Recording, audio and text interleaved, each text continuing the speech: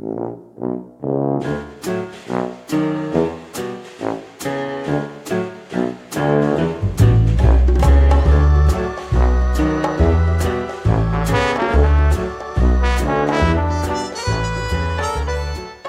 guys, thanks for tuning in. Thanks for the stream or the download of the show, and thank you for subscribing to Coming Up Next, the podcast, and thank you for being a part of the last 140 episodes. If you're not already subscribed or you're wondering, hey, are there 140 other episodes?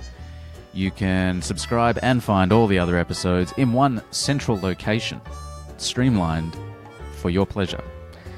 And that is comingupnext.com.au. There are links to iTunes, Stitcher, Podbean, as well as the entire back catalogue of podcast rambles. And a big thanks to my guest last week, Choi Chun Lung, for opening up and sharing her remarkable story. And this week is a very special episode. At the tail end of last year, I was invited up to Sydney to sit down with Phillip Noyce, the legendary Australian filmmaker. He just got a Lifetime Achievement Award at the AACTAs, and he invited me to come have a ramble. We've been trying to tee it up for about a year, I think, at that point in time. And you're going to hear we get into his life, his career, how he was part of this kind of groundbreaking movement of filmmakers in Sydney, all the way through to, you know, working with people like Harrison Ford and Angelina Jolie, moving into the television age, and this golden generation of TV that we're in now. We're also going to talk about the silly stuff. I've been so excited to share this episode with you, so I'm going to stop rambling and I'm going to share it with you. Here is episode 141 of Coming Up Next, the podcast. Subscribe now with Phillip Noyce.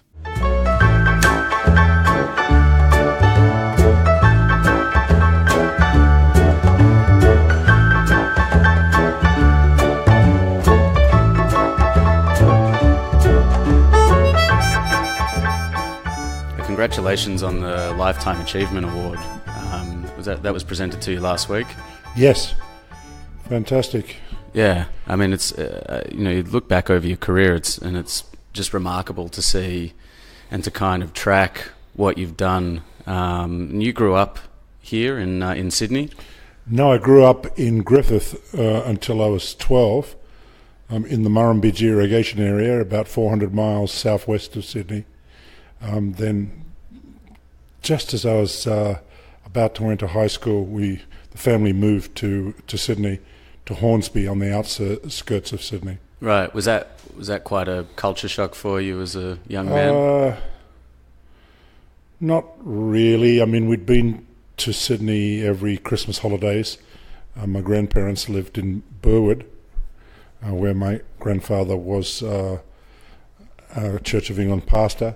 So I'd spent a lot of time in Sydney, and we always came to the city from the country for the Christmas holidays and to get away from the heat. Mm. Yeah, right. And so when was it that you kind of started dabbling in the creative arts and that kind of world? Well, when I was at high school, at a private school, on the outskirts of Sydney, Barker College, school for boys. It's now co-educational. In about second form, 14 years old, I started to get an interest in adapting books to plays, which a group of us did with pretty disastrous results. We'd get booed off the stage. But nevertheless, we kept trying. Yeah. And also we started a newspaper, which was published every month. Right. They were the first dabblings. Yeah, right. Although mainly I played football and cricket. Right. Was it something about that kind of, maybe not in a like strictly artistic sense, but that kind of communal, collaborative sort of effort to achieve something? Well, I think it as often happens, it was just having the right mentors at the right time. I mean, everything that's happened to me in the movie business or creative endeavors has been as a result of an inspiration that's been provided by someone else. We had a particular teacher at that school. He'd come from South Africa as a refugee of sorts, and he organised a theatre group, which I gravitated to, and then sort of branched out and did it myself. Then in my final year at high school, in the holidays towards the end of the year, September holidays, I was wandering through Glebe in the inner city, and I came across this telegraph pole with a psychedelic image on it, and the words American Underground Films. Well, the word underground was enough to super excite me. They were playing at the Union Theatre, now the Footbridge Theatre, on Parramatta Road at Sydney University the next Sunday. So I headed back into the city the following Sunday and had my mind blown by about 12 or 13 short films, mostly from America, what were then called underground movies, but 3 or 4 films from Australia, one called Boobs a Lot by Aggie Reed, which was simple stop-motion animation of shots of female breasts taken from Playboy magazine and other magazines. A film by Aggie Reed, not by Albie Toms, and a film by a guy called David Perry. Anyway, after the screening, I mean, these films were not an industrialized entertainment commodity, but rather like works of art. They were about self-expression. They were made for nothing. There was a couple of animated films that used direct animation, that is drawing directly onto film stock and then colouring in the scratches.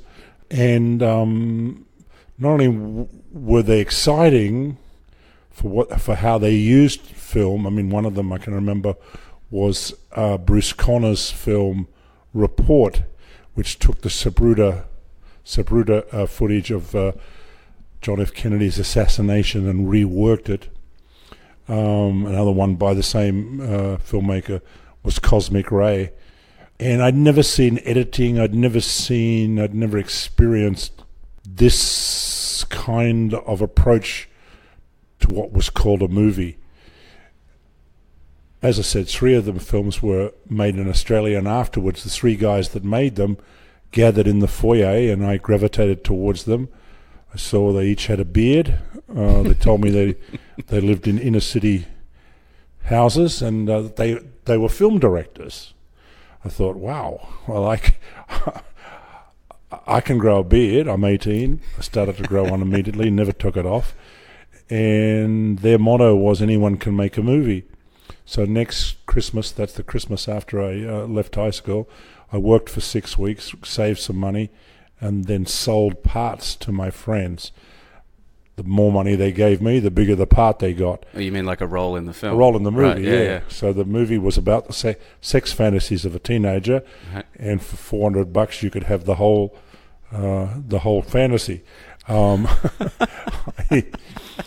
The guy that came up with 400 was a doctor's son from Rose Bay, right, named David Frost, no relation to David Frost, the English TV commentator and compere.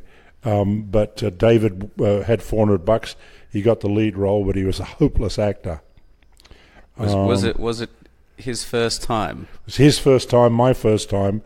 I paid $25 a day to David Perry to come and photograph it on his wind-up Bolex, and I hired Clemency Waite, who had starred in a couple of Albie Tom's shorts, to be the naked woman that was the subject of his fantasy. Right. And a month later, I too was a film director. Yeah. And that's what I've been ever since. So how significant is it, in your opinion, to have a beard to be a film director? Well, it's worked. I guess on a serious note, you're telling the story of a a teenage boy and his, I guess, unfulfilled sexual fantasy, which I can only assume was just based on your own kind of ideas and fantasies at the time. I wouldn't say that. It was an attempt to use all of the tricks that I'd seen in those 14 so-called underground movies. I tried to fit in there a little bit of everything, right? Which I guess is what every artist does. You know, you're always influenced by what's come before. Well, for me, in short films, there are only 14 of them. Yeah, and I think I copied a trick from each one into my first film, right? Which also came out at a time of great change in Australia. The Liberal Country Party were in office. Yeah. Don Chipp was the minister for whatever. I forget what he was minister of, but he was the guy that changed the censorship laws. But at the time, Australia was highly censored. I mean, it was almost like Ireland. I mean, you know, they regularly would seize Playboy magazines at the airport and make a big show of it, as if it was, you know, Contraband. Contraband. So is this like the late 60s? Late 60s, but things were changing. Yeah. But when my film came out, I sent it to a film festival in. When I finally finished, I sent it to a film festival in Holland. At the time, in order to import films, you had to go through the Commonwealth censor. In order to export films, you had to go through the Commonwealth censor, believe it or not. Right. So if you posted a film, they would seize it and send it off to the censor. Well, I was lucky because my film got seized, got sent to the censor. It was banned, but it was only banned from being exported. I could still screen it anywhere in Australia, but then it was up to the cops or somebody to complain to the cops to observe that it was pornographic and then take action. So I had a banned film that could be freely shown until somebody decided that they wanted to complain. So it actually taught me a lot about commerciability, because that film really paid for my university. Yeah, right. Not that it cost anything at that time, because another one of the good lurks of growing up in the lucky country at that time was that tertiary education was free. In fact, they paid you to go to university. But we digress. Things started to change. You know, Phillip Adams, still alive, Barry Jones, former quiz kid on a show called The Quiz Kids. Oh, actually, it was was it Pickerbox? No, it was Pickerbox. Barry Jones then became a Labor MP. Together with Phillip Adams, they convinced John Gorton that he would achieve immortality if he sponsored a system of support for the Australian film industry, modelled on the Eastern European socialist model that had been set up in Czechoslovakia, now the Czech Republic, and Poland, very successfully. Of course, they were both semi or mostly communist countries. But the government here in Australia decided to kickstart a film industry. They bought an experimental film fund, which took kids like me and gave them small amounts of money. They brought in a film school, which took kids like me and sent them to film school.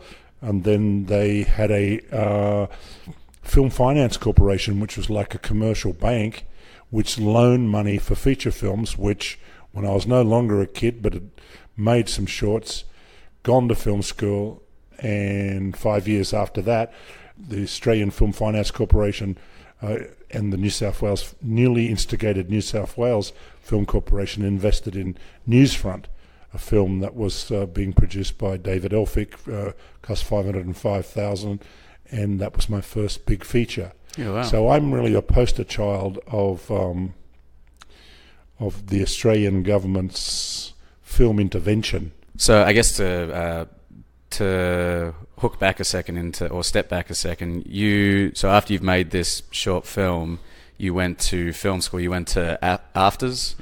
First year of AFTAs. Okay. 1973 to 74. 1 year course. Right.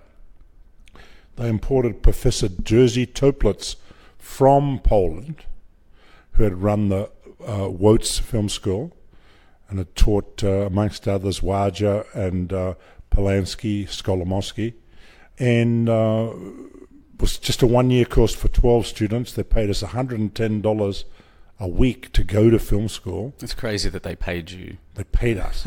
Now you get tens of thousands of dollars of debt. Because they said, we want mature people to be able to go to the film school, and we want them to be able to afford to go.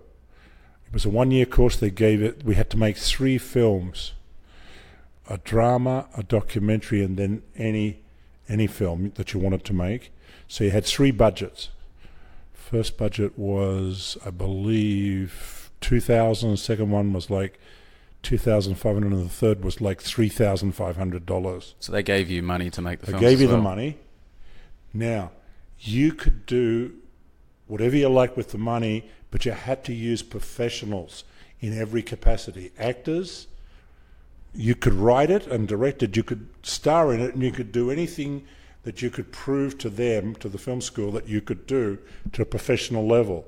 Otherwise, you had to manage your budget and go out and hire a cinematographer, a first assistant, an editor, everyone, actors. Yeah, right. You had to, so in other words, you had to go through the whole process from scripting through to finishing your movie and managing your money, and then you 100% owned it and could exploit it.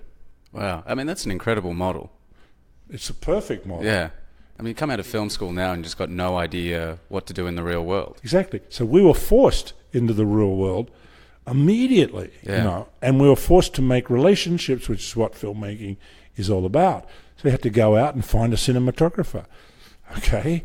I ended up with, my first film was called Caravan Park, ended up with Tom Cowan, who's a beautiful operator and lighting cameraman, had made a number of features, The Office Picnic being one of them. Had to hire an editor. I had Tony Buckley, actually.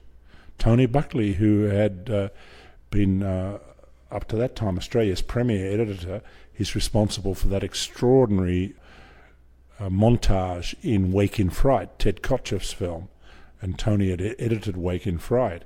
Actors, we went out and had to engage with casting people and find actors, and then we could screen the movies. Well, I'd already grown up in the Sydney Filmmakers Co-op, and we'd worked the system to screen our films in non-licensed cinemas. So, at the end of that year, I had 3 films. I put them on at the back at the Footbridge Theatre, where I'd first, been inspired to make movies. And I had made a film about a biker and a hippie. It was called Castor and Pollux. It was a documentary. It became notorious because of some of the sequences that I'd shot with this biker gang called the Finks. And I hired that Union Theatre for about $80 a session. I charged $2.50, had 10 sessions, and the 600 seats were sold out every time. Mm. So, I mean, in the 1 year I had a complete schooling in Film 101, from concept through to recovery of money. Well, it was all ours. We didn't have to pay the film school back. Later on, they decided that they wanted to own the movies, Right. which I think was a big mistake, because you need, every student who's making their film school film needs to feel that that is not just their entree card, but their living, because every film is your living. And I don't know why they changed that. That was silly. So I guess, not only are you having this great kind of practical experience as a filmmaker, as a director, you're also afforded this amazing networking opportunity. And I assume you're kind of, well, maybe I should ask, are you given the resources to go and find these people, or is it kind of a lot of cold calling? And then does it kind of set you up with a network of people beyond your film school Yes, years? it did, both. I mean, you had to go out and find people. If you couldn't find them, there were employees of the film school on hand to suggest people. But yeah, I mean, it was all about networking.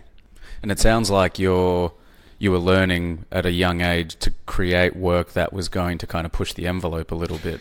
Not push the envelope, but be viable. Be viable, okay. You were learning, I mean, there we are, 1973, you're going to film school where you've got three chances there to make movies that maybe can take you to the next level. So how did you find that you were able to go from that to making something like Newsfront? Well, again, it was not just, it was not talent, and it wasn't, it was all about opportunity. And at that time, as now, there was cradle to grave government support for the arts. It had been increased by the Whitlam Labor government that came in December 1972, actually just about now, this being December. Whitlam had come in, he'd expanded the work of the two previous prime ministers and increased funding to the arts, which now extended through all aspects of Australian society, through the Australian Council for the Arts, extensive support for theatre groups and community groups, poets, painters, writers, a very extensive model. And with the film industry, they'd introduced an in-between stage. So for those people who were graduating from the Experimental Film Fund first shorts, but were not yet ready to make a feature, they had this other in-between. I forget what it was called, but basically it gave up to 25,000 for longer short films. And I made a film I applied and got 25,000 to make a film called Backroads, which ran 60 minutes if you ran it at 25 frames a second, but it was a feature film because it ran 61 minutes if you ran it at 24 frames a second. And so it ended up as a feature film with David Stratton premiering it at the Sydney Film Festival. And then it ran at the Longford Cinema, which was a cinema supported by the Australian Film Institute down in Melbourne. And we even sold it internationally. It went to the Scala Cinema, which was an independent cinema in London, and ran there for about 9 weeks. What was the process of making that film like for you, I guess now in reflection? Well, it was a dream. It is based on a short story by John Emery, a South Australian writer. I'd adapted his short story Caravan Park as my first project at the film school, and now together with him I adapted another short story and then cast it. Basically it was the story of a black man and a white man who meet up in the outback, steal a car and travel across country towards the coast, picking up people as they go, and eventually it ends up in tragedy. But a lot of the film was improvised by the two lead actors, Billy Hunter and Gary Foley. But, it was a dream in as much as there was complete freedom to do what you wanted. That was what we grew up with in Australia. Not like, say, the Hollywood model where you're making films that have to feed into a system that's been that's a road that a tightrope or a gauntlet that you have to run that has its advantages, which is that Hollywood sells the movies all around the world.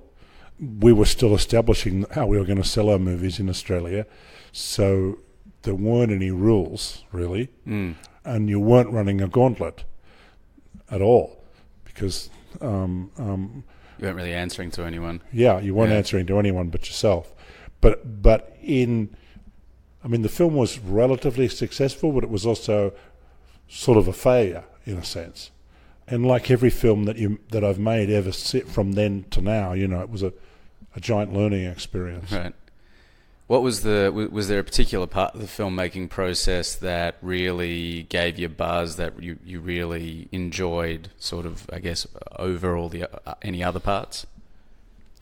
I was interested at that time and at film school in exploring Australian argot, the Australian accent and language, and the individuality of the language.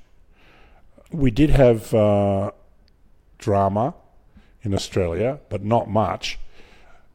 It was on television, mainly on the ABC, and it was not realistic in as much as the actors spoke this weird Australian English, which was more English than Australian. Yeah, right. So there wasn't like a fair or an accurate representation. Wasn't an accurate representation of how we spoke. Yeah. Why do you think that's because of that's what was in? But in a way, I extended the experiment too far in that film, because I certainly captured the Australian accent, but it was often grating for the audience. The profanity, and just, I chose two actors that had particular vocal characteristics. I used the same actor in my next film, Newsfront, Bill Hunter, but with a much more disciplined screenplay. Did you find that the process of making Newsfront was significantly more, I guess, streamlined than? Yeah. Newsfront was Backroads was from a 20-page script for a 60-minute film. So 61 minutes. 61 minutes, yeah. So usually, it's like a minute a page. So it was a third of it was scripted and 2/3 of it were improvised.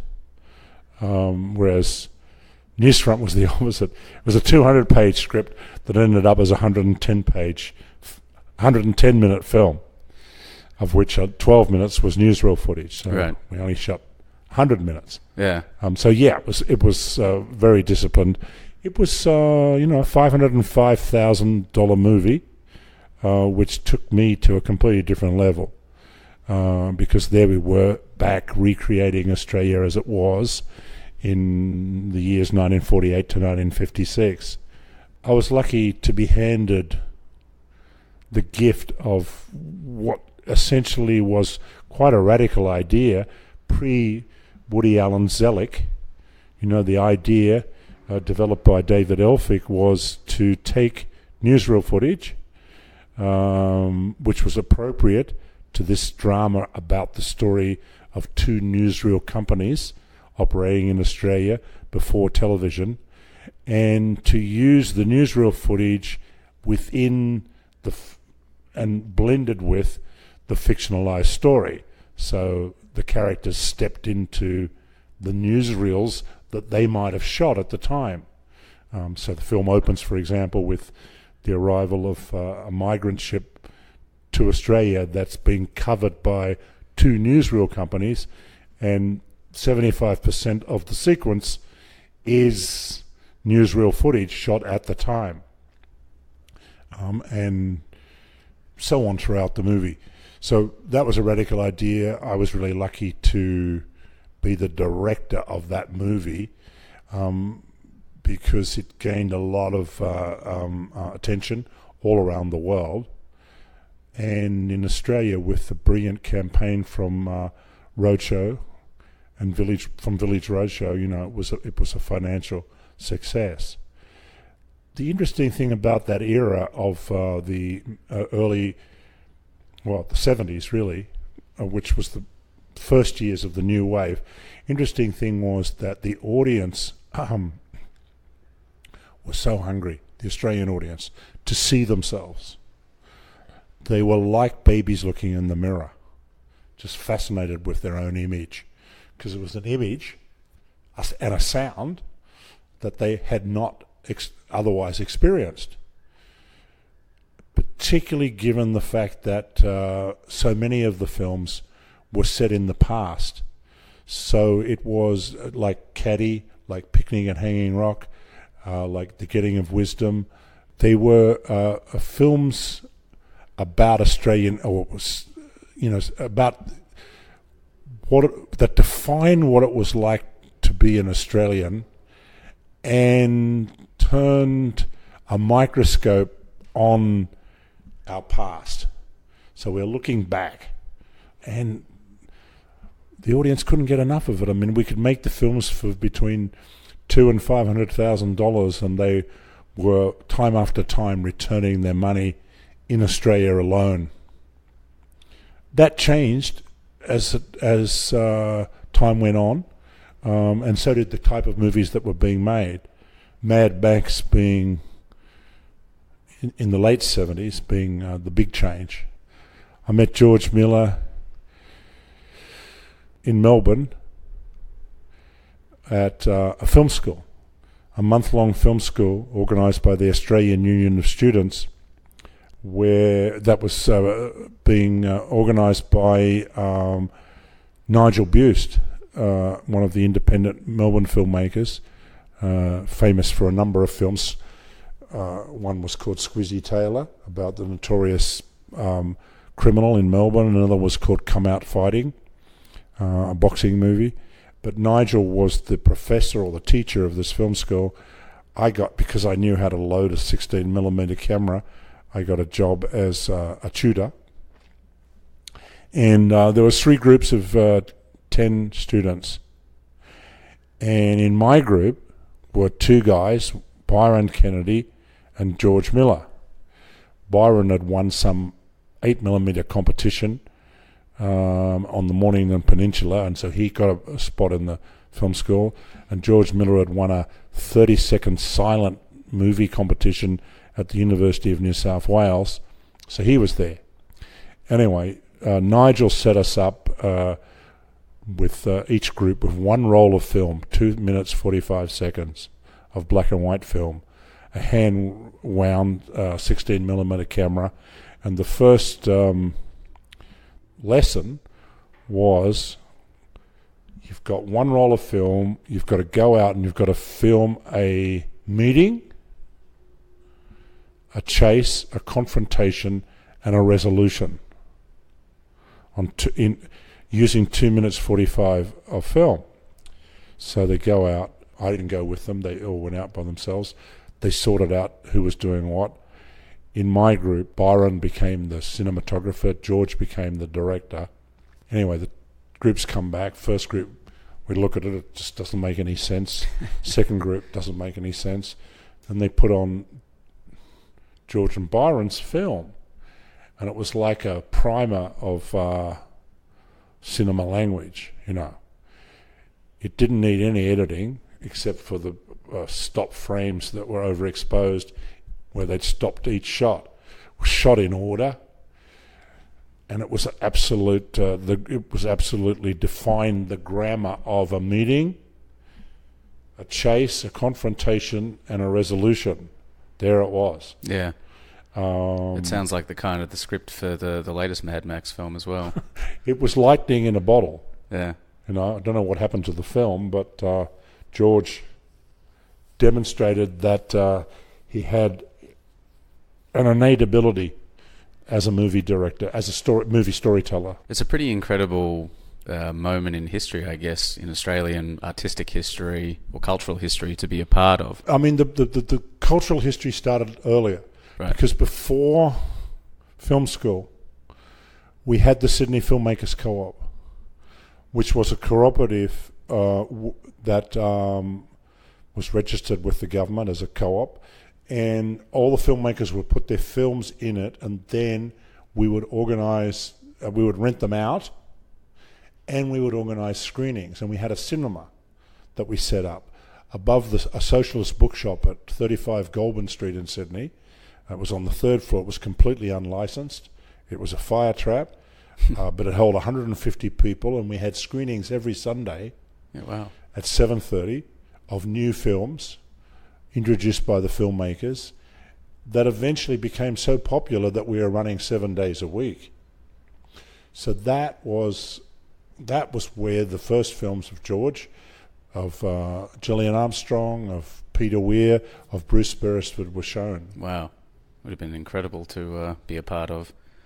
I guess to kind of circle back to your career, Newsfront won an AFI. Did you notice that a lot of doors started to open for you in Australia and on a global sense from that? I mean, I know you said that it was quite far-reaching in terms of where it was sold to, but did you start to see opportunities open up for you? Yeah, I mean, in Australia we had a very aggressive distribution company that had that originated in Melbourne. That's Village Roadshow, and had partnered with Tim Burstall on a number of films in the late 60s, of which Stork was the first. It was a comedy starring Bruce Spence, and then Graham Blundell starred in a movie called The Adventures of Alvin Purple, also directed by Tim Burstall and distributed by Roadshow and Village Roadshow, and both of those films were big successes, and Roadshow became the primary distributor of Australian movies. They still are, really. So, I mean, everything was happening everywhere. It wasn't like things opened up for me. They opened up for everyone. Everyone was doing it. Bruce Beresford, for example, was making 1.5 films a year. Yeah, wow. During that period. He was the most economical of us all, using French method of directing. He'd shoot what he needed and only what he needed, and not the American method where you shoot the whole scene on close up and wide shot and mid shot. Bruce would only shoot that part of the scene that he knew he was going to use and no more.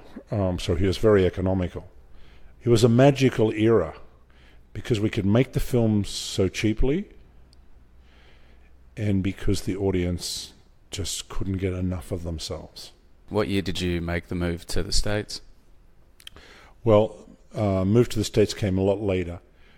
Byron and George came back to Australia flush from selling Mad Max, and they decided that despite all the offers they'd received overseas, that they wanted to base themselves back in Australia. They bought the Metro Theatre in Orwell Street, King's Cross, and set up a studio modelled on Francis Ford Coppola's Zoetrope, where Coppola's idea had been to bring in a number of writers and directors in a sort of a film collective, set them free to work, and then watch the results. He employed about 10 of us, directors and writers, myself, Chris Noonan, who would go on to make Babe with George, John Daigan, Margaret Kelly as a writer, just to name a few.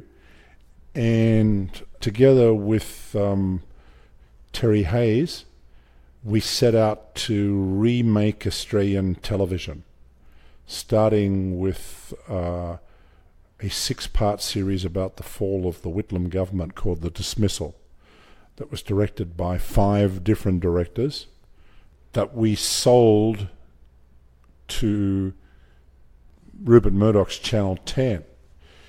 And using the same model, we then developed about 5 or 6 different miniseries over the ensuing 6 or 8 years. The Cowra Breakout, which was the story of the escape by 1,000 Japanese prisoners from a prisoner of war camp in the Australian countryside, the real story. Vietnam, which was the story of Australia's misadventure in the Vietnam War, which starred Nicole Kidman, amongst others. That was one of her breakout parts, wasn't it? Yeah, Bangkok Hilton, which was about the imprisonment of some Australians in Thailand for drug smuggling, and so on. And mostly, except for the first one, these were 10-hour miniseries that were screened in 1 week. Monday was 3 hours, Tuesday was 2 hours, Wednesday was 2 hours, and then the big bang finale of 3 hours came on Thursday. So the commitment from the audience was gigantic. Yeah. As well as the exploration of storytelling was humongous, because we had to hold our audience through such a commitment, which was just an extraordinary filmmaking school, because they have got choice when you're watching TV, not as many choices as we have today, naturally. There's only, maybe 3 or 4 other choices. There was not even SBS at the time. It was virtually Channel 9, 7, 10, and 2. That was it. There were 4 choices. Still, you had a choice. Not 400 as you've got now, yeah, which is even harder. But, an extraordinary filmmaking school. While a whole group of us were making television, George was working with Terry Hayes on the second Mad Max film, and then they decided, with the introduction of a new funding model by the federal government, a model that was based on tax minimalisation, they decided to also try and produce features, the first of which was John Digan's film. Digan, I think, made 3 films with Kennedy Miller, one of which also starred Nicole Kidman. And then I came back from America with a novel under my arm that had been given to me by the American director and producer Tony Bill, which was a novel called Dead Reckoning, which told the story of a couple caught at sea in a conspiracy, and that became Dead Calm. Previously, the film had been sort of a quarter shot by Orson Welles off the coast of Yugoslavia, off the coast of Istria, back in the 1960s. But when Lawrence Harvey, who played the lead role that was in my film, played by Sam Neill, died of cancer, Orson, along with a number of projects, had abandoned the film. I told the story to George and Byron, and oh wow, did I tell it to Byron, or was Byron? No, Byron wasn't there anymore. Byron had died tragically in a helicopter crash the year before it, and now Doug Mitchell had stepped up and become George's partner. Anyway, George responded to the idea and went out and found the money. That was a film that was shot in 1987 and came out in 1989. And that was a big change, because it was, up to that time, I'd been making films that for an Australian audience. I wasn't thinking about anyone outside Parramatta, 40 miles from where I was sitting. Yeah. So what shifted your perspective? It shifted my perspective, because here I was making a genre film, a thriller, straight-out thriller, rather like Richard Franklin had been making with Tony Ganane out of Melbourne. And George sold it we made it for about $6 million. I think he sold it for over $10 million to Warner Brothers, who distributed it around the world. For me, it was a huge game changer, because suddenly the phone was ringing off the hook with offers from Hollywood. Yeah, wow. I was 40 years old and I guess ready for change. Despite the government financing of films, trying to, support for film making, trying to get films up in Australia was hard. It's always been hard. There's never been enough money to go around. And thinking about the possibilities, I couldn't see a certain future. But I knew from having visited Hollywood a few times that there was a pipeline. There was a voracious appetite for material, for ideas. It's always been the hallmark of Hollywood that they'll take people in from anywhere, whether it's Germany, Korea, Japan, France, Italy, England, Australia, New Zealand, anywhere. If they've got a new way of looking at the world, then they have a valuable commodity, which is unique vision, which is what we all go to the movies for. And that constant influx of disparate nationalities, and in our case, South Pacific sunglasses, has been the lifeblood of the American movie making machine. But the other thing that I coveted was a machine that could sell the movies to people, that took the hardship out of making movies, because for us it had always been a case of, okay, you've got to make the movie, but then you've got to sell it. Yourself. Hollywood machine had already colonized the whole world, convincing them that Hollywood's version of reality was more relevant and certainly a lot more fun than their own reality. Yeah. That's the huge colonizing effect of the city-state called Los Angeles. So what was it like to kind of step into that from what you'd been used to? Well, it was it was a different form of dream, in as much as I came over and immediately was signed up to do Patriot Games at Paramount. I'm working with Harrison Ford. Yeah. Steve Zalian, although he was unknown at the time, has been employed to rewrite the script. I mean, it's... You're just like, what the hell is this? 4 weeks after we start filming, they bring the first trailer out to the set. And a week after that, it's on screens all over the world. The trailer, I mean. Yeah, yeah. I mean, it was unreal, really. Because it was the height of the studio system. It's not like that anymore. And it was the tail end of that system. But there was, within the parameters that had been set up by the studio, there was relative freedom until you fucked up. They let you do what you wanted to do. Nobody told you how to shoot a scene. I mean, Harrison was the most interventionalist of anybody that I was working with.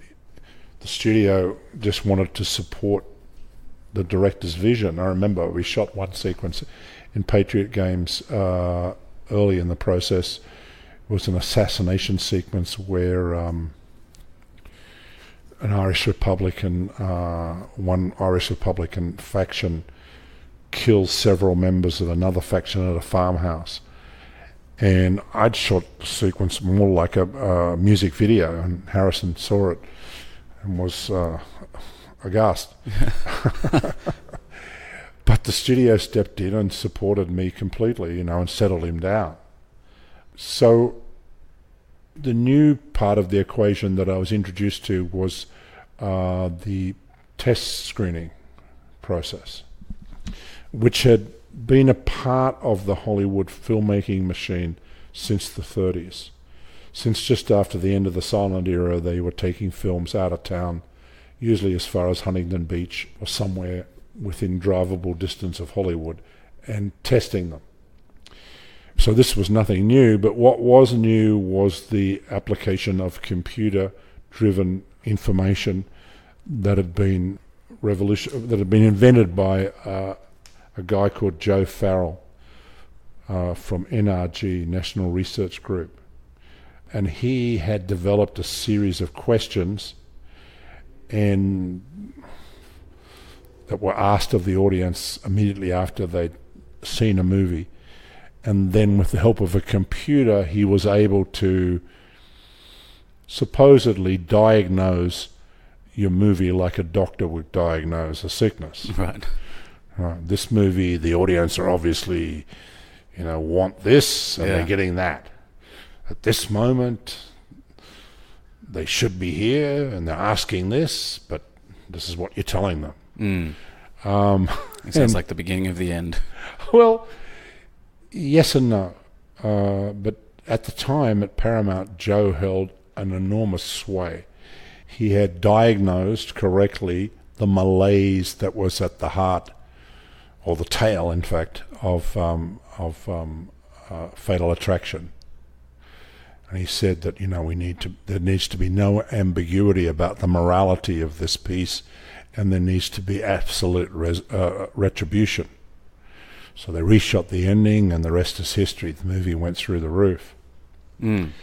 So Dr. Joe Farrell was the professor of all, and his questions that he worked out in the 80s and 90s are still the questions that are asked by the successors to his national research group. The big one now is called Screen Engine.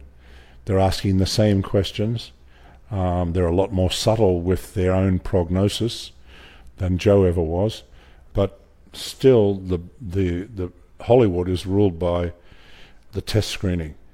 And so is your career as a director, and the way in which your film is released, and the support that you get from the studio or from the financiers, because there's a certain magic number. It's about 75 out of 100.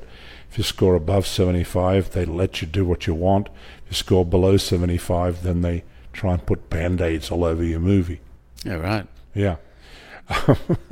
So, what was the difference for you, like, in terms of working with someone, people like Harrison Ford, these kind of people who were at the top of the world? Were there any kind of, inner challenges for you on a confidence level or anything like that? No. There was no challenge I guess there was a challenge to my confidence, because I can certainly remember when I left the studio system and did The Quiet American with Michael Caine, how suddenly I was astounded by never having to second guess myself in terms of what I was telling the actors. Because it is true that within the studio system and the mega tonnage of acting talent that I was working with, when you're working with people who are at the top of their game, who are as big as they can possibly be, there's only one place for them to go, and that's down. Yeah. Nobody wants to go down. You always want to go up. Well, it was all up for me, but I was aware within the studio system that, one, the system worked for the benefit of the actors. They're in short supply, the genuine A-list actors. They're paid the most. They'll make money even if the film loses money, because they all are on gross percentages, meaning they, until recently, got paid a percentage of first dollar gross. Every dollar through the box office, they got a piece of. whether it was 1% or 20%. So they made money whether the film made money and the studio made money or not. For every one of them, there's about 5,000 directors waiting in the hills of Hollywood for somebody to return their call. Yeah. So within the studio system, then, to a lesser degree now, but then actors ruled. Yeah. And you were only as viable as your currency with actors. If you could attract actors, great. If you couldn't, you were out. So directing was not really directing traffic, but you had to keep in mind the need to ameliorate the actor. Right. And I mean, I guess between making those sort of films and when you did make The Quiet American, you were working with not only Harrison Ford, but people like Denzel Washington and Angelina Jolie, these kind of behemoths of cinema history. Was there any kind of consistency in terms of your approach to working with people like this, in terms of the way they would respond to you? Well, it was all summed up to me by the great, now 90 years old and still producer Mace Newfield, who produced Hunt for Red October, which I didn't direct, but then I directed Patriot Games, which he produced, and Clear and Present Danger, which he produced, The Saint, which he produced. On Clear and Present Danger, Harrison and I had a run-in over something, I forget what it was. Mace came to me and said, let me just explain how this all works. I can finish the film without you, but I cannot finish it without Harrison. End of story. Mm. So you better mend your relationship with him. Yeah. Must have been a fairly disempowering moment. It was, yeah. Yeah. But as with Patriot Games, I showed him an early cut of the film. He didn't like it. He wanted to get an editor to come up to his property in Wyoming. So I said to the studio, look, I want to do a test screening, and this is how test screenings can actually work to your advantage. I said, let's go to test screening immediately. So we went to test screening. It scored through the roof, and there was never any further discussion about editors working up in Wyoming. And that happened again on Salt. There were arguments about which version of the film was going to be released. I insisted on test screening my version, which we took to Las Vegas. It scored 84, which is a magic number. And so the studio said, okay, the cut's finished. Just when it was about to explode into my cut, his cut, your cut, the actress's cut, the producer's cut. Yeah, right. So sometimes test screenings can save you.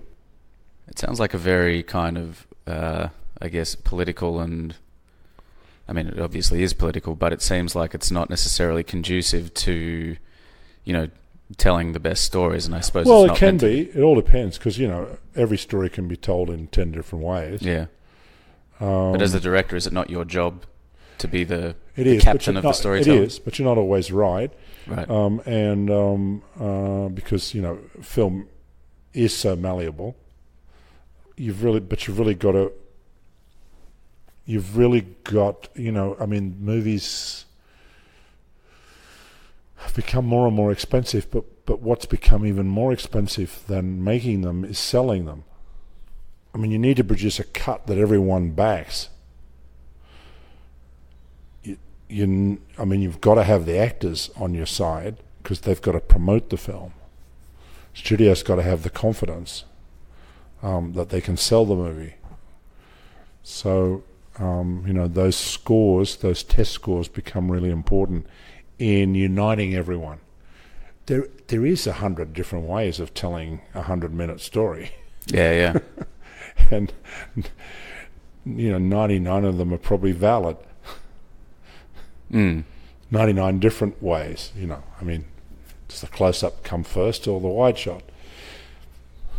Do you cut to this person or that person first? You know, so on and so forth. I mean, Sure.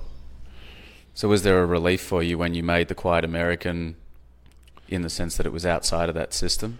Oh, absolutely, yeah. Yeah, and more particularly Rabbit Proof Fans, you know, which was the first film outside that system after 10 years in the mouth of the beast. Mm. You know, suddenly there I was making a film that, when I proposed it, everyone said, forget it. You'll never raise the money for a film with that subject matter. Secondly, even if you make the film, you're never going to get a distributor. And thirdly, if you do get a distributor, no one is going to want to see the movie, just like all the other movies about Indigenous stories that have come before. So the pleasure in making that movie was not only returning to Australia, not only working outside the system, but it was just proving everyone wrong. That was such a pleasure.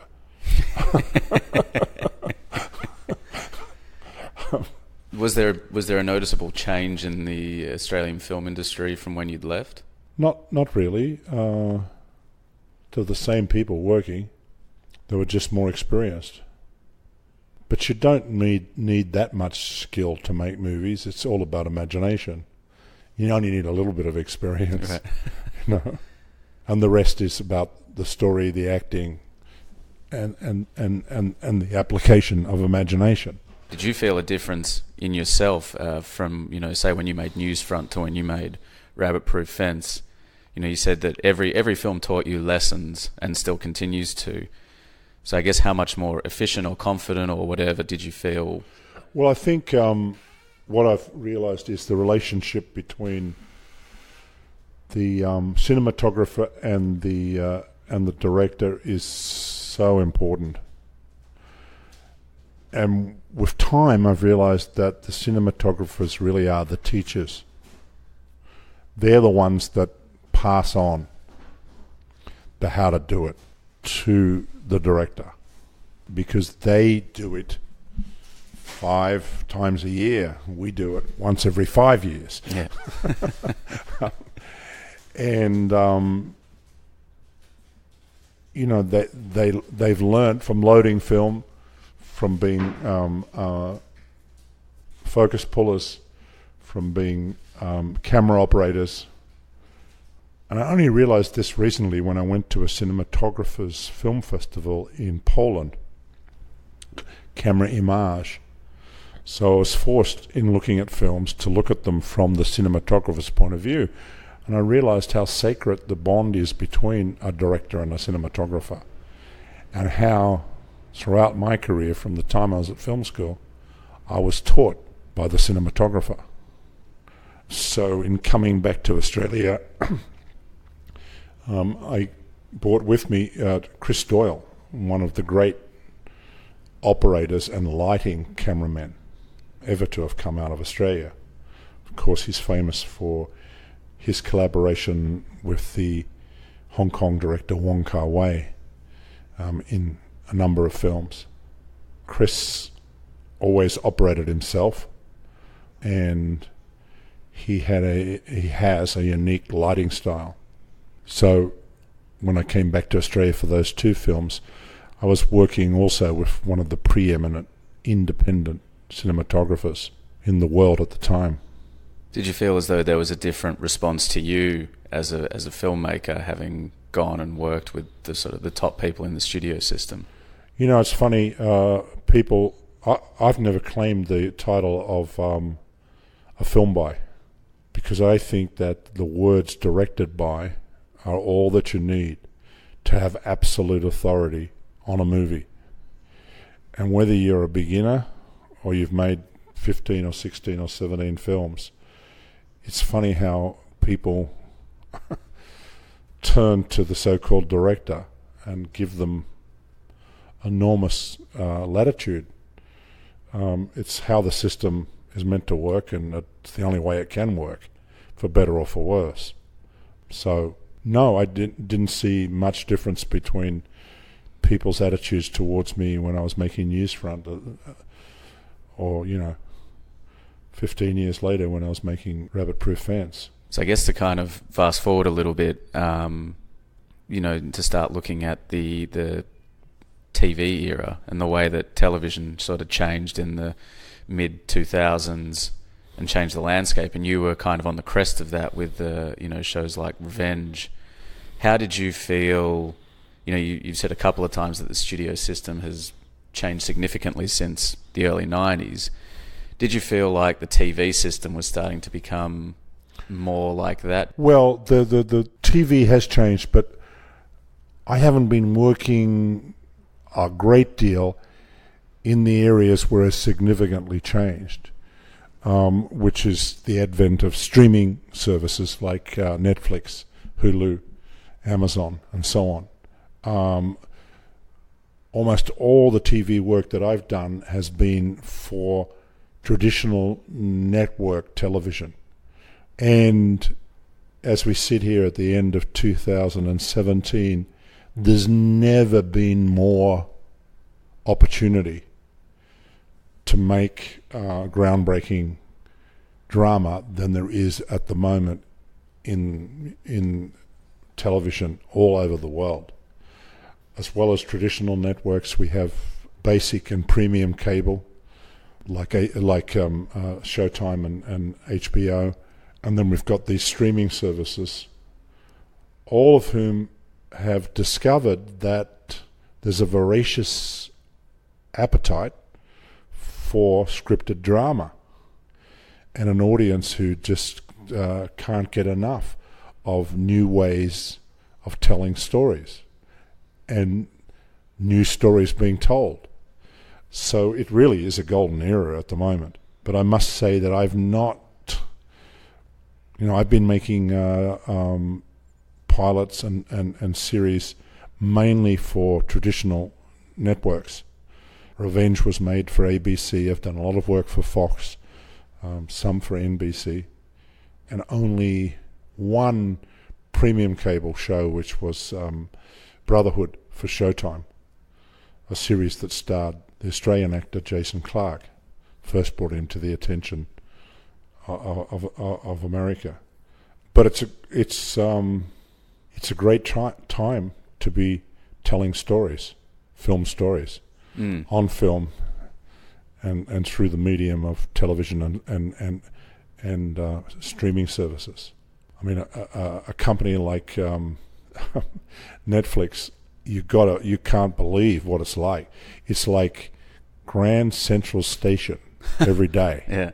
There's so much coming and going. You go into the foyer and there's just 45 to 100 people waiting to go into meetings that are happening here, there, and everywhere, like 12 stations at a railway station, or it's incredible. I mean, there's just so many people pitching so many ideas, and so many ideas being commissioned into shows. It's a feeding frenzy and a consumption frenzy, which is changing the landscape of movie distribution as well, because so many people, are now opting to stay home and watch on their relatively big screen instead of their 13 to 20 inch, 40 inch to 60 inch is now the norm. Yeah. Great sound, surround sound.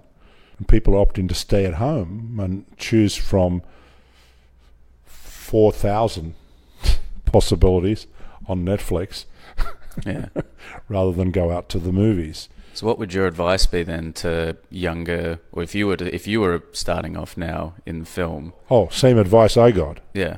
Anyone can make a movie. Yeah. That's just more true today than it ever was. In my day, they could say that because suddenly we had 16mm high-speed film, Tri-X and 4X, that didn't require an awful lot of lighting. But you still had to go out and beat the drum to find an audience. Nowadays, you can connect with 10 million people in a week if you've got the right product through the internet. And you can make a film on your iPhone. In fact, all you need is an iPhone for everything. You can shoot it. You can script it, shoot it, edit it, find the music, and send it out of your iPhone. That's all you need. So more than ever, it's about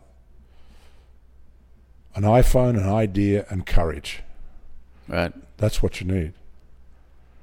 And there's no excuse. There really isn't. There never was. But while film was something that you had to pick up and carry, you could say, and you had to pay for processing and to buy the film stock, which you no longer have to do. You could argue, that it was expensive or prohibitive. Well, a series of noughts are not prohibitive, If you can afford, and even if you can't afford, you can still use someone else's iPhone. But you can do everything, and you can find that audience. I suppose we kind of started this with with your Lifetime Achievement Award. I guess when you're presented with something like that, I could imagine it would sort of make you cast your mind back over your career and think about how you've arrived at this sort of point. How do you, or how would you have, when you began, have defined your career as being successful, and how has that evolved over the years? What's your definition now? Well, there's it's a pretty low bar. Right. Because I grew up in a country that didn't have a film industry, where no one could ever say they were going to be a film director, because that meant that you should be committed to a lunatic asylum, which we still had plenty of them around to commit you to. Yeah. There was no job called film director. There were no film directors. There was no future to be a film director. There was no future in making films. So having survived for 48 years, I'd say survival is the achievement. Maybe I did some good things along the way, but from where I started, that's an awful big achievement, to keep making movies for that long, to keep using film as a means of self-expression. For an Australian growing up in the 50s and 60s, that was an unbelievable expectation, an unattainable dream. And you've made, some truly iconic films over the years. Has that idea evolved, or has it always just remained, just to continue to be able to do this thing that you love? It can be, if you want to do it on the level that I've been trying to do it, expensive. So, when it all falls into place, you breathe a sigh of relief. That said, I knew that when I went to Australia to make Rabbit Proof Fence, that I was going to make the film no matter what. And we started shooting on handycams, on my old Sony Handycam. The footage is still in the movie. It's the end of the movie where we meet the two survivors of that wonderful trek across the middle of Australia. And we would have shot the whole movie on Handycam if we hadn't have got a yes from Kenneth Branagh, who was asked to play A.O. Neville, the Chief Protector of Aborigines, and when he fell into place, the financing fell into place too. But we would have done it anyway, and I'd still do it. And I'll be out there with my iPhone, with my iPhone in the middle of the desert, wherever, and because you're always waiting in this business for your retirement notice, which is when the phone stops ringing and nobody answers the phone. And that's when you know that it's time to get out the iPhone. Yeah, get out the phone yourself. Yeah. Well, thank you so much, Philip. Thank you for having me in your place in Sydney. I really appreciate you taking the time, and congratulations again on the Lifetime Achievement Award. I do finish all of my conversations with the same question. The question is, what makes you silly? What makes me silly?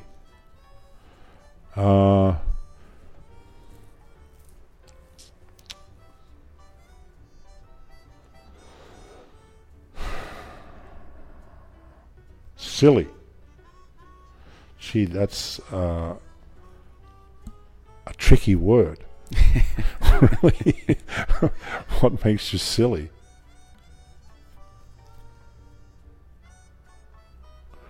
What does silly mean? Does it mean crazy? Does it mean mad? Does it mean angry? Does it mean joyful?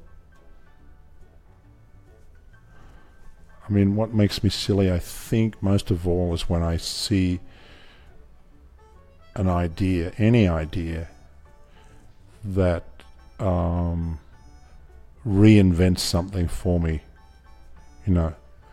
Something original, whatever it is. When I see original vision, that's when I get really excited, and that's when you feel good about being a human and good about being alive, and